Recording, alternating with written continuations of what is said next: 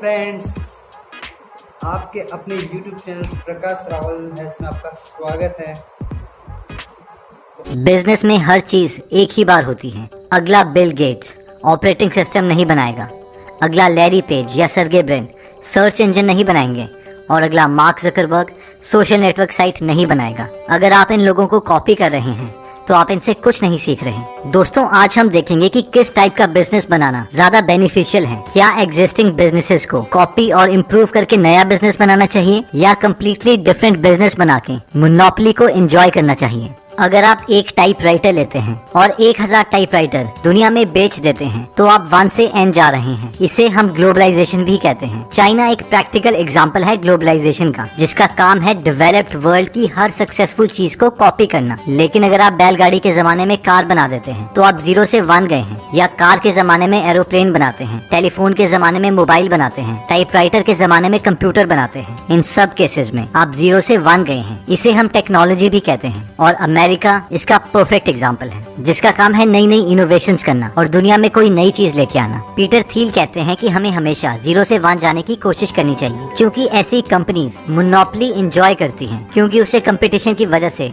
अपने प्राइसेस कम करने की जरूरत नहीं पड़ती। ऐसी कंपनीज कस्टमर्स के लिए नए नए प्रोडक्ट तो लाती ही हैं और साथ में अपने एम्प्लॉयज को भी खुश रखती है। इसका परफेक्ट एग्जाम्पल है गूगल। 2014 की टोटल सर्चेज में से गूगल में 68% सर्चेज हुई, जबकि गूगल के क्लोजेस्ट कॉम्पिटिटर्स माइक्रोसॉफ्ट के बिंग में 19% सर्चेज हुई और याहू में सिर्फ 10% सर्चेज हुई। अब Google as a word Oxford English dictionary में एंटर किया जा चुका है। अगर हम गूगल की मोनोपोली को यूएस एयरलाइन बिजनेस की कॉम्पिटिटिव मार्केट से कंपेयर करें तो 2012 में एक एयरप्लेन की टिकट लगभग $178 थी, लेकिन एयरलाइंस हर पैसेंजर्स में सिर्फ 37 सेंट्स कमा रही थी। 2012 में एयरलाइंस ने 160 बिलियन का बिजनेस किया था, लेकिन गूगल ने सिर्फ 50 बिलियन का। लेकिन उस साल गूगल का प्रॉफिट था 21%, जो कि एयरलाइन बिजनेस के प्रॉफिट मार्जिन से 100 टाइम्स ज्यादा था। अगर आप सारी एयरलाइन बिजनेस इंडस्ट्रीज को मिला भी दें तो भी उस साल गूगल ने सारी एयरलाइन बिजनेस इंडस्ट्रीज के कंपैरेटिवली 3 गुना ज्यादा बिजनेस किया था। अगर हम भी एक मोनोपोली बिजनेस क्रिएट करना चाहते हैं तो हमें इन 4 बातों का ख्याल रखना पड़ेगा, जिसमें सबसे पहले आता है प्रोप्राइटरी टेक्नोलॉजी। अगर आप ऐसा प्रोडक्ट बना देते हैं जिसे कॉपी करना दूसरे के लिए बहुत मुश्किल हो जाए तो आप एक मोनोपोली क्रिएट कर सकते हैं। इसके लिए आपको कम से कम एग्जिस्टिंग टेक्नोलॉजी को 10 गुना इम्प्रूव करना होगा। इससे कम इम्प्रूवमेंट एक छोटी इम्प्रूवमेंट ही मानी जाएगी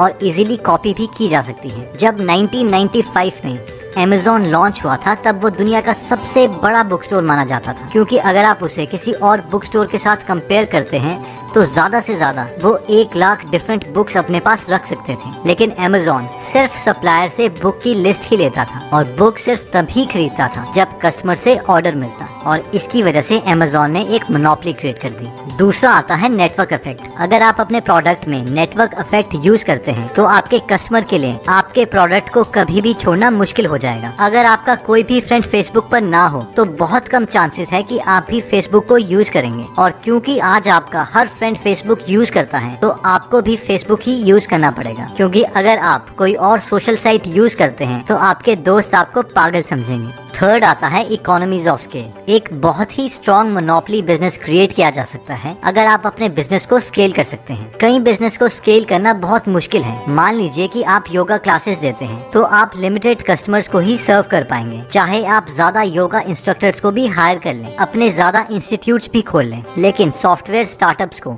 ये एडवांटेज है कि वो अपना बिजनेस बहुत जल्दी स्केल कर सकते हैं, क्योंकि सॉफ्टवेयर की एक और कॉपी बनाने और उसे बेचने के लिए ऑलमोस्ट 0 कॉस्ट लगती है। नेक्स्ट आता है ब्रांडिंग। एक स्ट्रॉन्ग फेमस ब्रांड क्रिएट करना आपको मोनोपोली क्रिएट करने में मदद कर सकता है। एप्पल बहुत ही केयरफुली अपने हर प्रोडक्ट के लिए मटेरियल खरीदता है, चाहे वो आईफोन हो या आईपैड। इनके प्रोडक्ट्स कस्टमर को इतना अच्छा यूजर एक्सपीरियंस देते हैं कि लोग मान के चलते हैं कि एप्पल ब्रांड का हर प्रोडक्ट अच्छा ही होगा। मोनोपोली को क्रिएट करने के लिए 3 स्टेप्स आते हैं। स्टेप 1, छोटे से शुरू करो और फिर मोनोपोली बना लो। आपको हमेशा बिजनेस छोटी मार्केट से शुरू करना चाहिए। कारण सिंपल है, एक छोटी मार्केट को काबू करना और उसमें मोनोपोली क्रिएट करना आसान है, लेकिन बड़ी मार्केट में ये सब करना मुश्किल है, क्योंकि कोई भी बड़ा प्लेयर आपको अपनी एग्जिस्टिंग मार्केट में ये नहीं करने देगा। जब पीटर थिल ने पेपैल का स्टार्टअप स्टार्ट किया था तो हर मार्केट में ई वॉलेट का कॉन्सेप्ट लाने के बजाय ईबे के एग्जिस्टिंग सेलर्स को अपना प्रोडक्ट ऑफर किया, क्योंकि ये लोग पैसे चेक से ट्रांसफर करते थे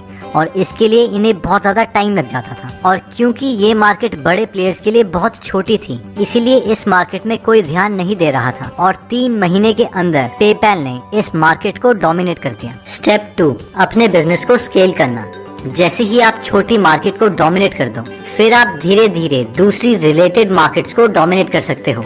अगर हम अमेज़न की बात करें तो जेफ बेजोस, अमेज़न के फाउंडर, ने अमेज़न में सिर्फ बुक्स बेचना स्टार्ट किया था, जहां पर एक आम दुकानदार कम बिकने वाली किताबों को अपनी दुकानों में नहीं बेच सकता था। वहीं पर अमेज़न पूरी दुनिया में एक ऐसा सोर्स बन गया था जहां पर दुनिया की कोई भी किताब मिल सकती है। जब अमेज़न ने इस बुक मार्केट में मोनोपोली क्रिएट कर दी तो उसने बाकी मार्केट्स को भी डोमिनेट करना स्टार्ट कर दिया, जैसे कि सॉफ्टवेयर, सीडी, डीवीडी बेचना उन्होंने स्टार्ट किया और ऐसे ही वो धीरे धीरे बाकी कैटेगरीज को भी अपनी वेबसाइट में डालते गए। इसलिए अमेज़न आज दुनिया का सबसे बड़ा ऑनलाइन स्टोर है और जेफ बेजोस दुनिया के सबसे अमीर आदमी।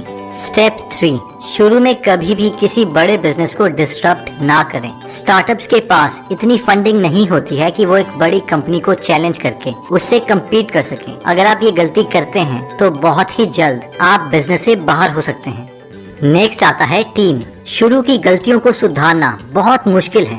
जैसे कि अगर आप एक गलत पार्टनर के साथ बिजनेस शुरू कर देते हैं तो उसे सुधारना बहुत ही मुश्किल है। स्टार्टअप का फाउंडर होने के नाते आपका फर्ज है कि आप शुरू में ही हर चीज को परफेक्ट रखने की पूरी कोशिश करें, क्योंकि एक खराब फाउंडेशन से बेस्ट कंपनीज नहीं बनती।